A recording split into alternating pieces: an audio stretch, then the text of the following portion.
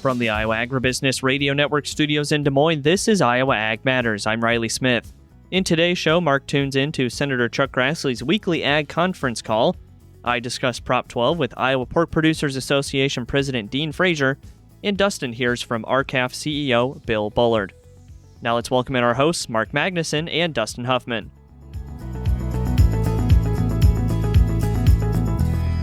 Welcome into the Friday edition of Iowa Ag Matters. And Dustin, as we look at the ag marketplace here today, sometimes you can work your way almost backwards from the prices that we're seeing on the screen to figure out what's happening in the ag world. And I think this is probably one of those days because as we have seen the wheat price shoot up here in recent days, we of course know that is linked directly to the Russia-Ukraine conflict and some of that conflict escalating again. And specifically in terms of Jim McCormick on Wednesday, we heard on the show, he mentioned it's almost like the war is entering a new stage where Ukraine is able to exert that pressure on Russia in terms of controlling some of their ports, some of those waterways that move grain, and physically not allowing Russia to get that wheat moved through that region. And now here today, all of a sudden, it's a little bit of a whiplash effect as I look at the market screens this morning. When I first came in, saw that wheat was down significantly here today. And I thought, well, does that mean that it's a little bit better situation in Russia and Ukraine in those shipping areas? And that's going to be what I want to talk with Matt Bennett of agmarket.net here on the show about this morning, Dustin, to see if that is the case and if that's what's happening right now. Yeah, that is going to be an interesting case. And what's really interesting for me is I do the Market Matters program is overnight markets. And this morning, just about everything was up. I mean, corn, wheat, everything was up. And so it's interesting to see a change has occurred here in the last couple of hours to get those wheat prices going back down double digits, as we were talking about, going down really hard. And it's just, it shows how fickle things are. And of course, oil is, also looking to be going higher again, up over $100 a barrel for the first time.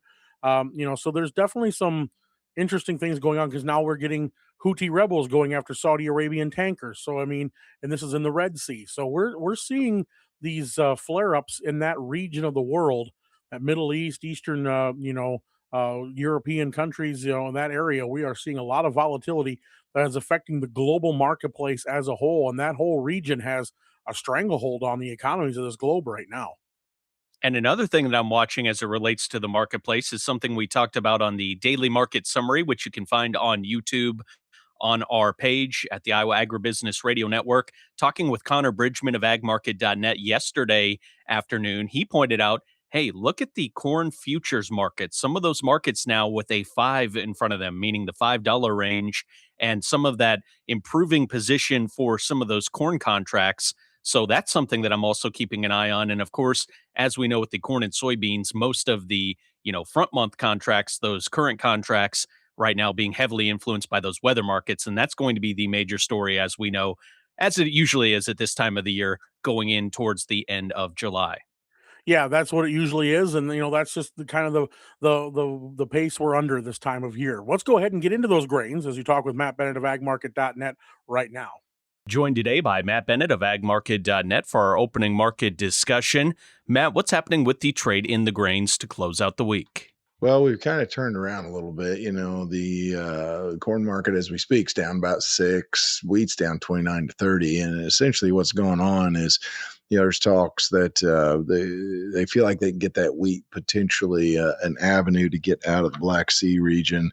There's some different ideas as to how they can get that done. Clearly, there's been a lot of talk. That's where 30% of the wheat comes out of the world into the rest of the export market. So, it's just been one of those things where people are very concerned with the world wheat flow, and they're working on trying to figure something out. To be honest, there's not a lot of details yet. And clearly, there's still bombs flying at times. And so it's a very tenuous situation, but it sounds like there's some improvement anyway. And Matt, that was always a possibility, wasn't it? That as soon as that strait was reopened, they were able to get things moving in terms of those shipments of wheat again, that this price could turn the other way in a hurry. Oh, absolutely. Yeah. There's no doubt.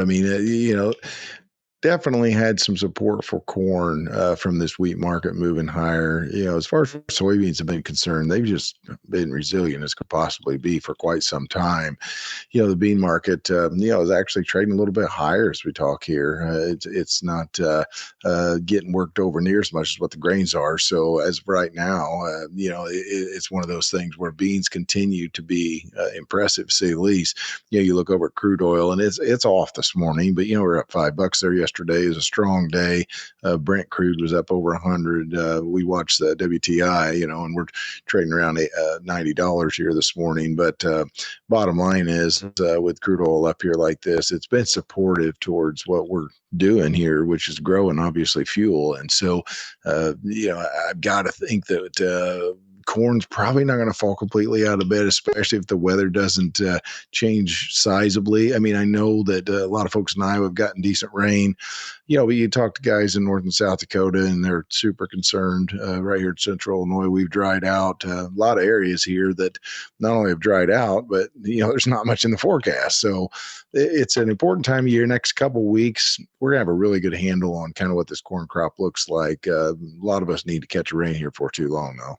And speaking exactly to that point, with the hot and dry conditions in the forecast coming up, is that being factored in then, Matt, on the corn and soybean side right now, the potential for those yields to be a little bit lower than we might have thought? Yeah, I mean, I think that most have probably dialed in that 183 or a little bit below. I believe the funds are trading something below that right now, but you don't have to get much below that mark to get down to under 10% on stocks to use. I mean, actually, if you drop 2 bushel to 181, if you kept demand where the USDA has it, and I would remind you that's 325 million bushel lower than this current marketing year. So they dropped it for our next marketing year. But, if you keep demand constant with the USDA, that puts you at a sub 10%. And typically when you get below 10%, there's a pretty nice demand rationing type rally. So that's something we got to keep in the back of our heads as a potential possibility if we don't finish well. Get in the fair spirit at the Iowa State Fair and save before you go. The countdown is on to the Iowa State Fair, and now's the time to plan ahead. With advance admission tickets, lock in your visit before you arrive and step into 11 days of live music, fair traditions, incredible food, and summer moments you look forward to all year long. Save $5 now. Advance tickets are available now at iowastatefair.org, on the app, and at participating Iowa Hy-Vee and Fairway stores. Celebrate fair spirit at the Iowa State Fair. August 13th through the 23rd.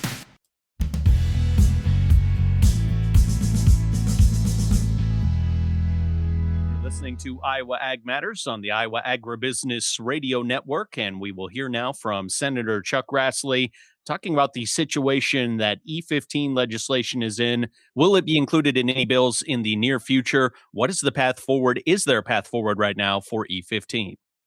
There's not a lot of opportunities left.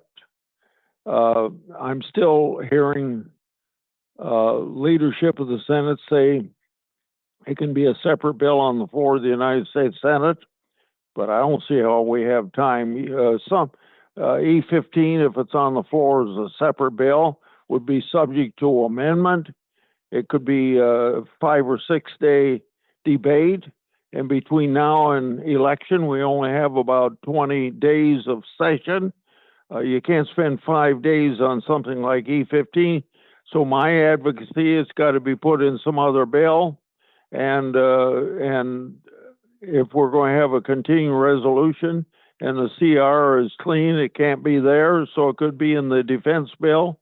It could be in a supplemental bill for financing the war in Iran and stuff like that. But there aren't a lot of opportunities left. So I just am very afraid that we're going to be pussyfooting around here and not get it done. It really scares me. And it scares me because, this, first of all, since 2011, E15 has been approved by the EPA. So for what, let's see, that's 15 years. We've been trying to get this and get it through the House now, where it's really ought to be tougher than getting it through the Senate. And I haven't seen a path forward to get it through the Senate yet. It's very disturbing to me. ACM and CMA award winner, Hardy. That's my favorite country song. Live in concert. I woke up on the wrong side of the truck bed this morning. August 13th, 8 p.m., Iowa State Fair Grandstand. You got it good, old boy. With special guest McCoy Moore. Hardy Live. Reserve tickets on sale now through iowastatefair.org. Hardy 2026. Well, Dustin, you think back to earlier this year, we had, of course, that pseudorabies detection in central Iowa that was linked back to feral swine in Texas that had interacted with some hogs in a commercial facility that made their way up to Iowa. And then we found that pseudorabies infection in Iowa. Of course, it was dealt with, eradicated, and we have now fully controlled that situation. But I was reading a story here that USDA is making available $35 million for partnerships to respond to the threat of feral swine that they pose to American agriculture, landscapes, and human and livestock health. And it's part of a broader $105 million investment with NRCS and Animal Plant Health Inspection Service working together to target feral swine. So normally this would be a story that wouldn't affect us that much because it's most of those southern states, some of the western states with the feral swine problem. But as we have seen, that is a problem that can affect Iowa based on that interaction with feral swine and commercial hogs and what they can do with those disease issues. Yeah, and that was something that was talked about a lot when we were in Washington, D.C. with a bunch of farm broadcasters from across the United States. We had broadcasters from Oklahoma, Texas, and Louisiana and that region who were curious and asking USDA questions about what can we do to help eradicate this problem, because obviously it was around the time we had the pseudorabies outbreak, and the whole thing was it's starting to affect other states as well. Something's got to be done, and so it's nice to see something coming forward. More Iowa Ag Matters in a moment. Your local radio station brings you the local news you depend on. The Iowa Agribusiness Radio Network complements that with ag news, weather, and market updates tailored for Iowa's farmers.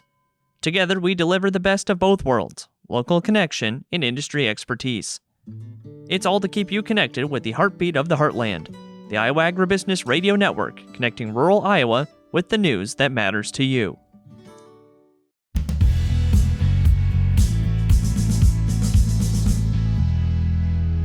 Time to run down those basis bids for you here on Iowa Ag Matters on this Friday. I'm Dustin Huffman. Taking a look at cash bids around the state, only 3 elevators making any kind of price changes. Let's run them down. ADM Burlington 16 cents under on corn, $4.47. Soybeans 8 cents under at $12.35. Cargill and Eddyville 17 cents under on corn, $4.46 for the cash bid. New Co-op Algona 33 cents under on corn, $4.30. Soybeans 25 cents under, cash price $12.18. Ag State Sheldon 19 cents under on corn, $4.44. Soybeans 40 cents under the November contract at $12.06. Ag State Elta 29 cents under on corn, $4.34 for the cash bid. Soybeans 35 cents under November's contract at $12.11. Back to August contracts from here on out for beans. Cargill Cedar Rapids a dime under on corn, $4.53. Soybeans a nickel over at $12.48 for the cash bid. 5-Star Co-op Nashua 32 cents under on corn, $4.31. Soybeans 33 cents under at $12.10. Lincoln Way Energy Nevada 22 cents under on corn, $4.41 for the cash bid. ADM Des Moines a nickel under on soybeans, their cash price $12.38. New Co-op Red Oak 20 cents under on corn, $4.43. Soybeans 20 cents under, $12.23. At Mid-Iowa Cooperative in Green Mountain, they're 45 cents under on corn, cash bid $4.18. Soybeans 50 cents under, $11.93. New Co-op Sheraton 24 cents under on corn, $4.39.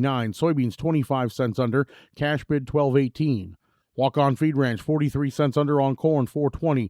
Soybeans 54 cents under at $11.89. New Co-op in Glidden, 31 cents under on corn, cash bid $4.32. Soybeans 25 cents under at $12.18.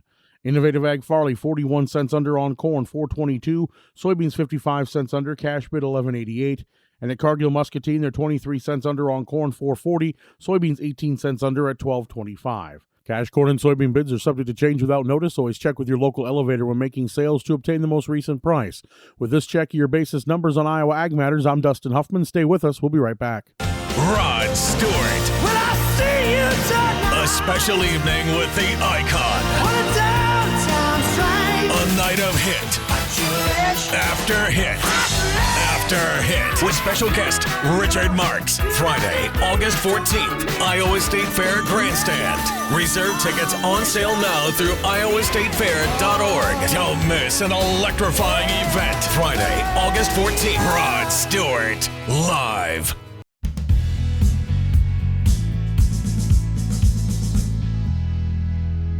Riley Smith has been covering the situation concerning Prop 12. Is that legislation going to make its way into any of these bills that we've been talking about recently? And Riley speaking with Dean Frazer of the Iowa Pork Producers.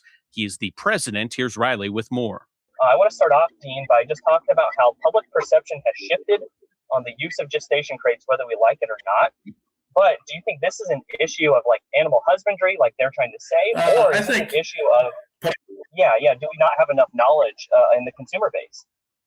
I think it's a little bit of both. I think most consumers, especially on the east and west coast and right here in Iowa, haven't been on a modern pig farm for generations. I remember Grandma and Grandpa's farm, and they haven't seen a pig farm recently. I've been raising pigs for 40 years, and animal husbandry is a huge part of what we do.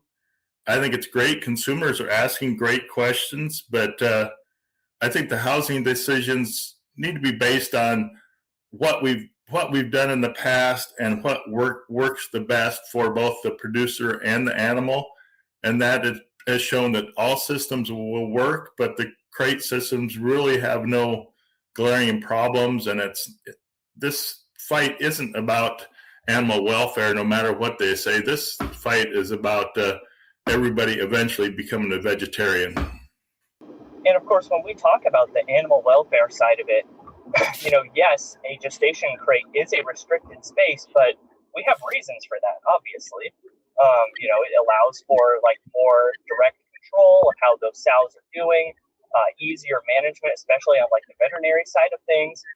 So there are, of course, many benefits to having those crates as well. I know the proponents of Prop 12 say that it needs to change because no other, part of animal industry really has something like gestation crates. But is it fair to say that the swine industry needs to be like the cattle industry? I mean, they're two different animals.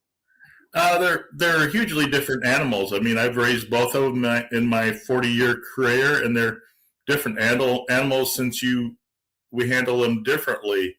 And I always tell the story that when I first started raising pigs on my own 40 years ago, I was in group housing, and I saw what group housing was like for the first 15 to 20 years of my operation. I worked very hard to be able to afford to move into crates to have better pig health and to have better sow safety and durability. And it just doesn't compare. Sows naturally are aggressive, and especially when they will pick on each other. I mean, we're talking about bullies on the playground here, and that's why a lot of people went to crates. And we just want to confirm that we are not taking options away from California. California and Massachusetts will still have all the options available. It just won't be forced upon them.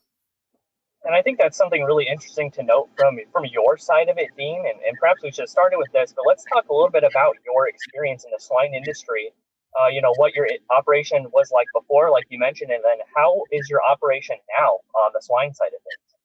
Our operation now is all our crates, sows are in crates in gestation, and we've been that way since approximately 20 years, around 2001. It's a lot easier for our help and myself to check sows every day, make sure sows are getting up to eat, sows are not getting chewed on.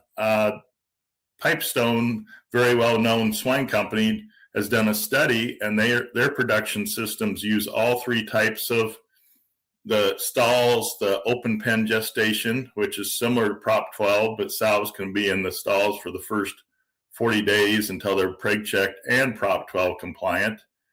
And all systems will work with the right husbandry, but what it showed is, especially early on, there was a double the number of sows with lameness problems, so therefore more sows had to be treated. So it's hard to say that any system is the best, but animal welfare and sow death loss and sow lameness part of it, and productivity is also decreased in these Prop 12 systems by approximately anywhere from 3, probably on the best side, probably down to 15% productivity loss, which if you're talking about sustainability, that is not a good look either. I kind of chuckled when I saw that some people claim that productivity is actually higher. I would say that would be a very rare occasion if you can find it. And Dean, speaking with the other side as well, something else that was mentioned was that the biggest change in becoming Prop 12 compliant is the square footage requirement. Now, obviously, very large scale swine operators will be able to better absorb that cost, but we know that a huge majority of swine producers are small scale. Would they be able to afford to make that change of adding entire buildings onto their operations? Most small producers that I associate with, they would rather probably, especially if they're close to my age and don't have family. I'm 61 years old. I'm lucky I have family in the operation. But if they don't have family coming back, they would probably just get out instead of incur the extra cost. It's expensive. I kind of laugh when the advertising says it's driving small farmers out, which is 180 degrees from the truth. Prop 12 is not. Prop 12 forces small farmers out, and the Save the Bacon Act keeps small farmers in, because most of the larger integrators and the integrator packer combinations, they've already made that switch and had the dollars to make that switch. So they're supplying the California market at the current time. So that's another one of those untruths that are being spread in these ads about the Save the Bacon Act, that they're spending approximately $30 million across the country and over $5 million in the state of Iowa.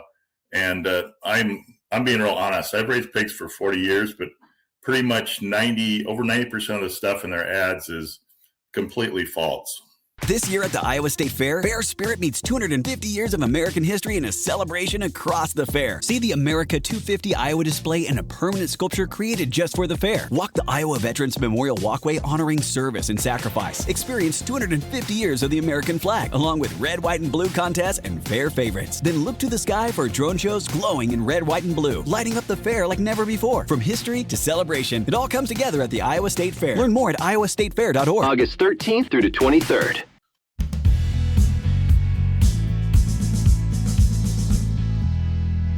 This is the Midday Market Update on Iowa Ag Matters. I'm Mark Magnuson. Joined today at midday by Lori Carter of Comstock for the Midday Market discussion. Lori, what's happening with the trade in the grains? We have a little bit mixed picture here today. Kansas City wheat is down 21 3/4, Chicago down 22.5, and that would be actually well off the lows that were made earlier this morning. Corn is down 1 1/4 on December. The soybeans are the exception. Old crop up 8.5 cents, and new crop November trading up 11. So this morning we had talked about with the reversal in the wheat, it is due to the Ukraine-Russia conflict. The grain movement might be ramping back up, or they're getting that situation under control in terms of Russia trying to move the grain. Is that what you've heard as well?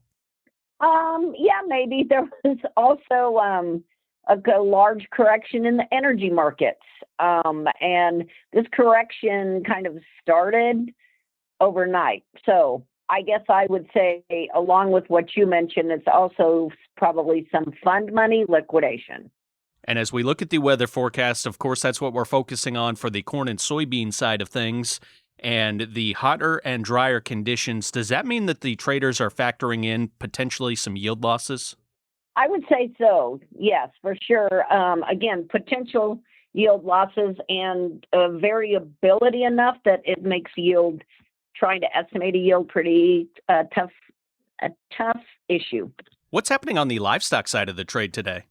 Livestock are all green today. We have live cattle up $1.65 to $1.90. Feeder cattle up $1.87 to $3.30. Those are also, especially the feeder cattle, several dollars off the highs that they made earlier this morning. And the hogs up 20 to 62. So all of it is still green. And with the cattle side, we know the situation there. We know the numbers in the herd and how that affects things whenever we talk about this every day. But for the hog side, we're finally starting to get a little bit better footing, and we've actually put together a nice run for the hogs. What have you noticed on that side? I guess the word to be used there would be finally. Lori, what's the best way for our listeners to get in touch for more marketing information? You can call me at 712-227-1171. Lori Carter of Comstock, my guest here today. Thanks so much for the time and have a great weekend. Thank you. You too. That was Lori Carter with Comstock. We will have a check of the numbers next. Get in the fair spirit at the Iowa State Fair and save before you go. The countdown is on to the Iowa State Fair, and now's the time to plan ahead. With advance admission tickets, lock in your visit before you arrive and step into 11 days of live music, fair traditions, incredible food, and summer moments you look forward to all year long. Save $5 now. Advance tickets are available now at iowastatefair.org, on the app, and at participating Iowa Hy-Vee and Fairway stores. Celebrate fair spirit at the Iowa State Fair. August 13th through the 23rd. September corn is down 1 3/4 at $4.62 1/4. August soybeans up 7 1/4 at $12.44 3/4. August soybean meal up $2.70 at $3.3260. August soybean oil down $1.03 at $74.56. Chicago wheat down 22 1/4 at $6.74. Minneapolis wheat is down 21 cents at $7.10. Kansas City hard red wheat down 21 3/4 at $7.38. September oats down a penny at $3.31 1/2. On the Merc, August live cattle up $2 at $227.40. August feeder cattle up $2.03 at $345.80. August lean hogs up 58 cents at $102.73. That was a check of the midday markets on Iowa Ag Matters. I'm Mark Magnuson.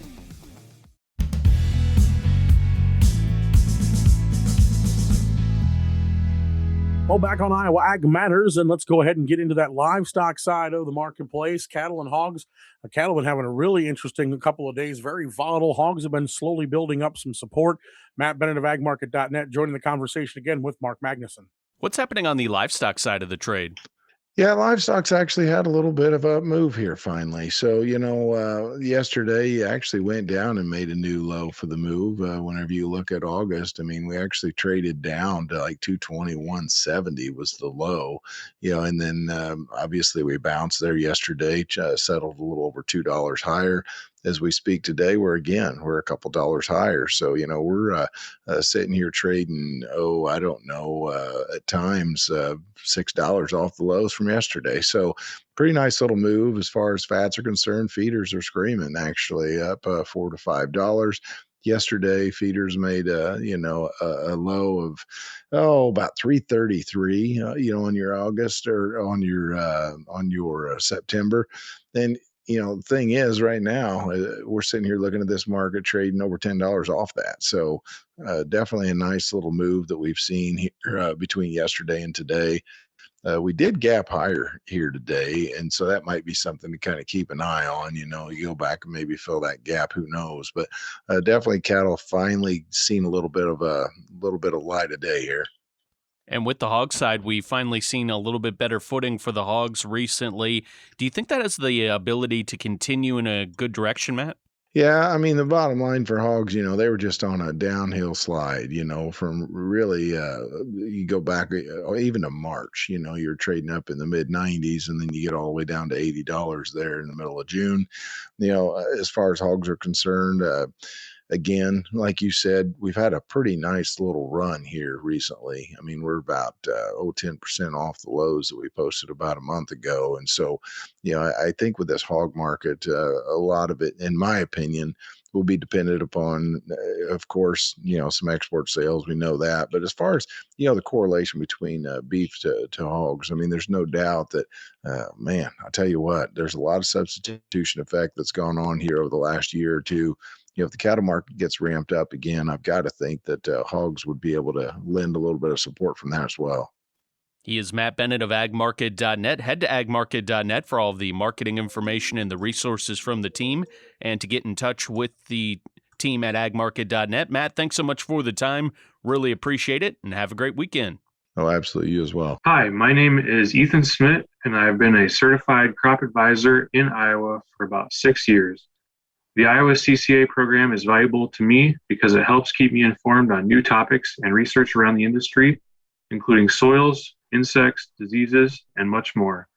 It's also a great way to network with others around the state and beyond. Iowa is known for its crops, and that's why we're here. To learn more about becoming a certified crop advisor, visit iowacca.org. In rural Iowa, we know you're sold on your local radio station. The Iowa Agribusiness Radio Network partners with local Iowa stations to deliver the latest in agriculture news, including grain elevator prices, market reports, and ag policy news. Trusted local voices, trusted ag content. This message is brought to you by your friends at the Iowa Agribusiness Radio Network, where Iowa Ag matters.